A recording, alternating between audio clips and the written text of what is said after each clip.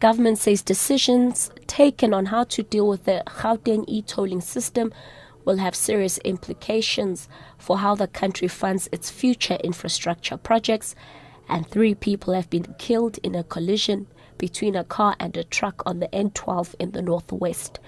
Ambusisiwa Khadebe with the latest news update.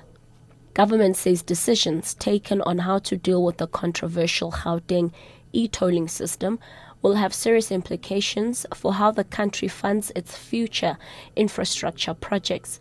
Cabinet has appointed Deputy President Kgalemela Motlanthe to head a task team to coordinate issues around the 20 billion rand project. Briefing the media in Pretoria, the Minister in the Presidency, Collins Chabane, has said government is of the view that the e-tolling project will benefit the residents and economy of Gauteng, a major driver of economic activity. Government has to act responsibly, ensure that it and the state-owned enterprises honor their financial obligations timelessly. Government must ensure that nothing compromises the huge infrastructure program, which is crucial for raising the level of South Africa's economic growth and for raising the standard of living of citizens, especially the poor and the unemployed. The suspense is finally over. Minister of Sport and Recreation, Fikile Mbalula, has announced the 2013 African Cup of Nations host cities. Rustenburg, Durban, Port Elizabeth and Mbombela are on the list, while Johannesburg's Soccer City Stadium will host the opening and closing ceremonies and matches. The 2014 African Nations Championships will be hosted by Polokwane, Kimberley, Mangaung and Cape Town. Balula made the announcement at the post-cabinet media briefing at the Union Buildings in Pretoria.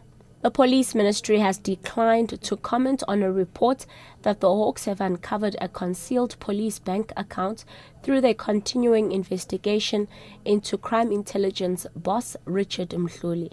A weekly newspaper reports that the elite crime fighting unit has been investigating Mhluli without his knowledge. The latest report comes just few weeks after fraud and murder charges were provisionally withdrawn against Mhluli, who seems set to be appointed the National Police Chief. And lastly, 3 people have been killed in a collision between a car and a truck on the N12, 10 kilometers outside Potchefstroom in the northwest in the early hours of this morning. The cause of the accident is unclear at this stage. The 2 occupants in the truck were unharmed. ER24's Andre Visser explains. When ER24 paramedics arrived at the scene, they found that there were 3 occupants in the City Golf, namely 2 male and 1 female occupants. Unfortunately, all 3 of those occupants sustained various fatal injuries and were later declared dead at the scene. There were 2 occupants in the truck, and fortunately, none of those occupants sustained any injuries. Catch the latest news anytime here on Newsbreak, Option 1.